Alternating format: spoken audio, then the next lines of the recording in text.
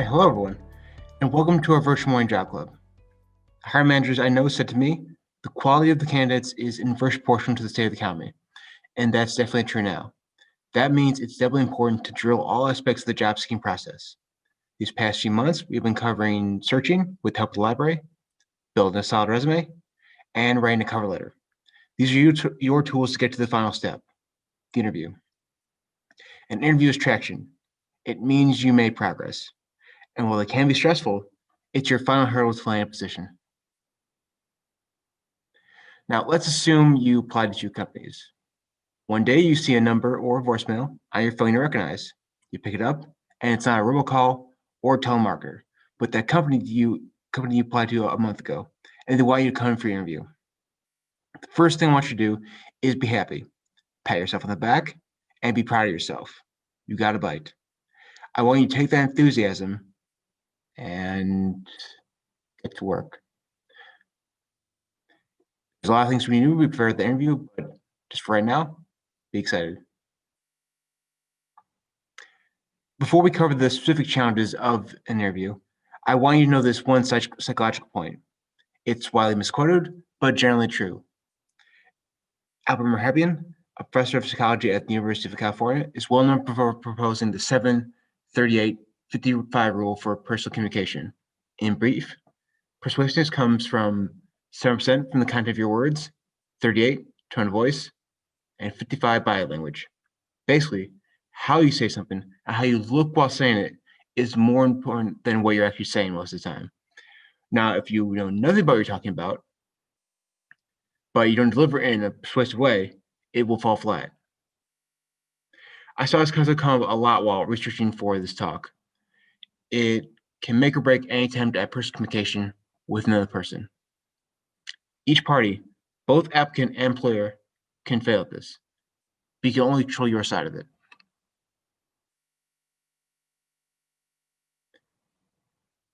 Now, while we'll be covering specific questions later, not every question is going to come up in every interview.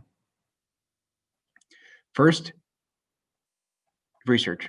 Now, hopefully you read a bit about the company when you were first applying to them, but once an interview is lined up, go back to the job posting and reread it. Look for keywords, underline things, look for the skills and experiences they're asking for. These are going to come up during the interview. Next, go find the common interview questions for the industry. Outline key answers for each one and rehearse them. Next, be positive and enthusiastic. Look like you want the job. Maintain a friendly and open posture while answering questions. Do not speak poorly of previous employers, even if they deserve it. If you have to bring up a previous employer you disliked, say any criticism about the situation, not the individuals involved. Think about how the job fits into what you value and your life goals. That'll help make your answers honest and enthusiastic. Give context and examples for every question you can. Don't just say that you're good with people or a hard worker. These statements are basically meaningless. Show them that you are. Match things you've done in your professional career or life to your claims and demands of the job. Like if a question comes up on how to deal with a unruly customer, share a story about how you handle a particularly angry customer, which will be a solid way to show your customer service skills. If you run into a question you can answer, do your best to relate something you can and show you're willing to learn. Be flexible. If they need you to come in at a certain time for the interview, make any arrangements you need to be there. If they need follow-up interviews, be there. Show up on time to the interview, shows them you'll be on time to work. Half the job is just showing on time. Half the job is just showing up on time. The goal of the entire process is to be memorable. The employer is going to be interviewing many other people. Some of them may be as or more qualified than you. You must be a person that sticks out in the hiring manager's mind when it comes time to make a decision.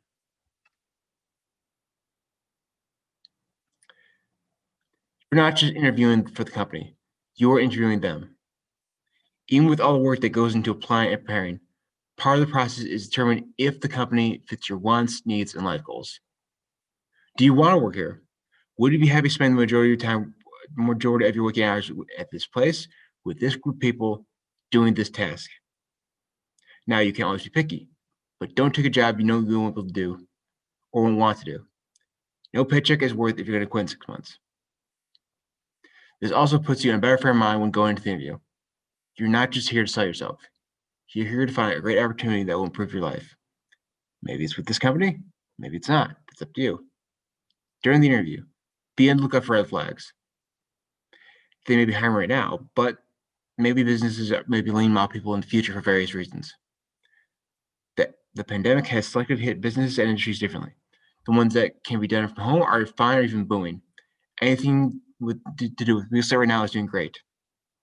Restaurants, on the other hand, are struggling to survive. If there is something you can tell from being on site, you may not have that chance, as many companies are moving to video-only interviews. Even if you cannot physically be in the building, do your best to suss out what working with them would be like.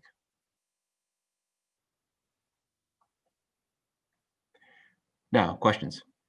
In the interest of time, I'm not going to cover everything that we provided in the handout that came along with this talk, but I want to especially focus on the 3 key questions I have listed here.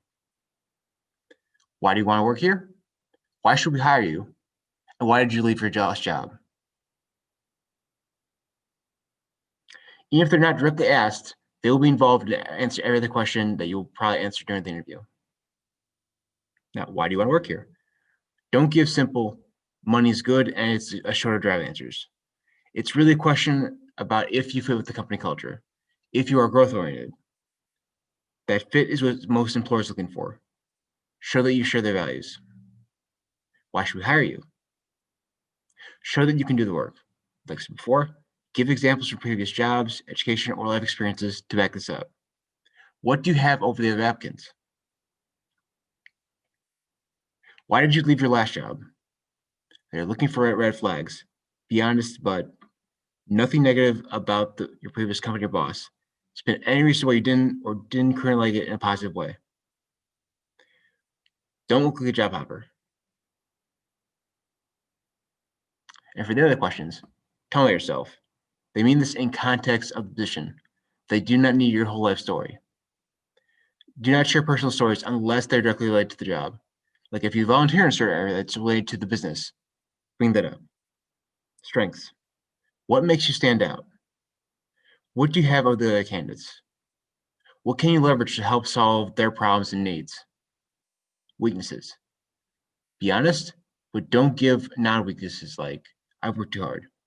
The best answer is to give a weakness you have conquered or something you're doing to currently conquer it. Maybe bad public speaking. You could join a public speaking group. What were the responsibilities of your last position? Share your accomplishments. Give examples of where you provide value and were proactive. What do you know about their company or industry? Show you did your research. This will makes preparation and practicing your answer especially important. So you'll have that information on recall. And better yet, it's even better to have notes on hand with key facts. You can find most information online for most companies, but the library also offers Reference USA and Business Research Premier, which has a lot of great, which have a lot of great information on different companies, both local and national. Hopefully, after you've nailed all these questions, or while you're answering the employer's questions, ask them questions. One of the most important things you can do during the interview is ask the employer about the job, what they care about, and clarify what they need. This is something many people skip over. Again, you're interviewing them as well. And some of these questions could be, what's the next step? What do you expect me to accomplish in 6 months? What is the key to success in this role? What will my day-to-day routine be like? Where else in the company could my skills be used? These are all great questions to ask and show you are proactive and interested. Last two topics are side issues, but they are still important to go over. Clothing. Dress appropriately for the job. Generally one step up from what you will be wearing to work in the position. Second, get a good full sleep that night. I know that can be hard sometimes, but after you've done all your preparation, be willing to let go in the last couple hours of the day and relax to get to bed in time. Third, eat breakfast. This is what teachers say all the time before a test. This is a test. Make time to eat something before you go. You need the energy, and hunger is not going to help you. If you feel queasy and food doesn't agree with you because of the stress, try to get something down, just like milk or juice, possibly yogurt. Know how to get there. Better yet, take a drive to the place so you know how long that drive will be on game day. If it's open to the public, it's also let you scope out and do research at the place.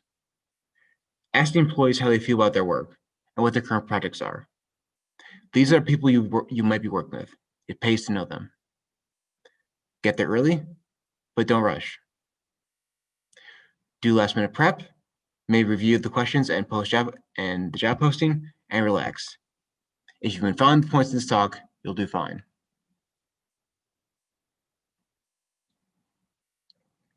The interview doesn't end after you finish answering questions. Most places will offer a tour of the facility, and that is a great chance to ask questions to show you're really interested in the company. It's often easier to speak about the position when you see what the company is actually doing by going around a place, pointing out interesting things in the office, knowing how customers are being cared for, or speaking with employees. Depending on the job, it may be appropriate to send a follow-up thank you letter for the interview. This lets you restate your interests, qualifications, or anything that came up during the interview. Do not make apologies for anything that you did wrong during the interview. Focus on what you did right. Something small like this can be a tipping point in your favor. Now, even if the interview went well, but especially if it didn't, get back in the cell tomorrow. Maybe if it went really bad, you can wait a day. But as soon as you can, go look for another opening. Now, a lot of employers maybe do pre-screening phone interviews, which mostly we have people for a position with lots of applicants. But because of the current state of the world, video interviews are now common. Make sure your internet connection is secure and will not drop out on you when you call. Know the devices you're working with.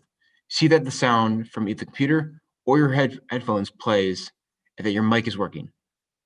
What you need to do is going to depend on if you're using an internal mic or external, if it's wired or Bluetooth, but get everything cleared away the day before you have a video call. See that your camera is working so that they can see you. But now, if it starts to become an issue and if you have connection problems and it becomes an issue, see if you can have it turned off to maintain your voice quality. The most important thing is that they can hear you. Smile. You should do this in-person interview, but it's especially important here. All they're going to see is your face, and it's hard to maintain things like eye contact over a video call. Focus on maintaining the look of that foot-wide box they can see of you. And last, control your environment. Interviewing outside of an office can bring all sorts of distractions from family, pets, and all the wonderful noises of the outside world. Try to have the interview in a quiet place. Tell housemates to lower any noise for as long as the interview will last. Walk the dog, tell the kids, get everything you need to do done before the interview starts so it doesn't become an issue during. Now, if at home isn't going to do that for various reasons, find another place. This may be hard right now, but it's in your best interest to do that well in advance. I'll also like to remind you that the study rooms on the third floor of the library are opened and can be booked 24 hours in advance. They are a great place to have a video interview. We also have Chromebooks with built-in camera and mic if you need that. We are open to walk-ins, but it is in your best interest to have one booked in advance, especially because we are limited to 2 hours per day per patron. I don't care if you're midway into something you're doing, I will ask you to leave if it's time. Besides that, you are free to use, anyone with the library card is free to use those rooms or the typical borrow account. And last, be comfortable. Because you can control where the interview will take place, try to do it in a well-lit room with natural light. You'll feel better. Do anything else that will make you feel at ease if it's one of the advantages of an office interview. If it's one of the advantages over an office interview, so enjoy it. Try to avoid doing it from your car when it's 95 degrees like I did one time. That wasn't fun.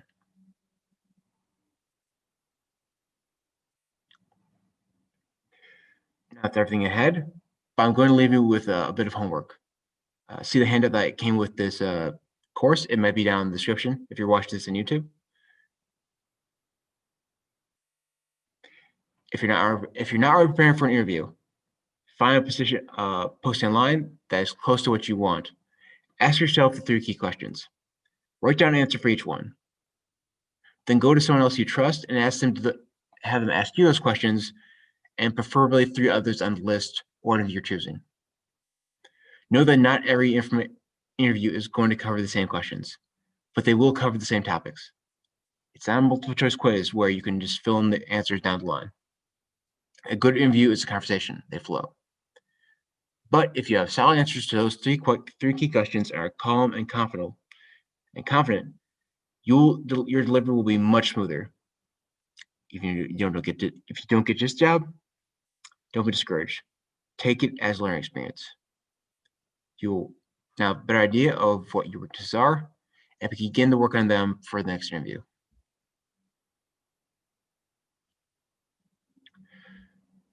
I'm going to leave you with some resources that can help you sharpen your interview skills. I don't want to list you with too much material, but there's been so much put up by professionals on how to give a good interview. But here are a few sources that we offer or that I recommend. The first is Brainfuse Job Now, which has interview coaches which can walk you through all the common industry-specific questions over live chat. Maybe you want to go over some of the questions we covered today. They'd be more than happy to do that. They also offer even more interview questions and tips in Skill Surfer to specific questions like in specific industries like retail, business, trades, healthcare, and more. We also offer lynda.com, which has courses and tutorial videos for interviews of all kinds and all settings and industries, and a great selection of material for employers who want to sharpen their own interview skills. Business Resource Premier has a ton of great information on many top companies and industries. A great way to begin a thread of conversation is to recall an article you read and sharing it. This is a good practice in general to be aware of the changes in your industry. If you need specific information on local companies, Reference USA is a great source. You can pull up information on the size of the business, rough sales figures, local competition, and growth history. If you want something job related but casual read, you also offer the Wall Street Journal, both in print and online. There are also many different YouTube personalities that focus on job skills. Find one you like and watch your videos. That's all I have for today. I'll stick around for a bit if you have any further questions on anything we went over. I'm also free to step 101 for anyone who needs help with any career or business needs, including resumes, cover letters, and interviews. If you're leaving now, thanks for watching. Enjoy the rest of your day.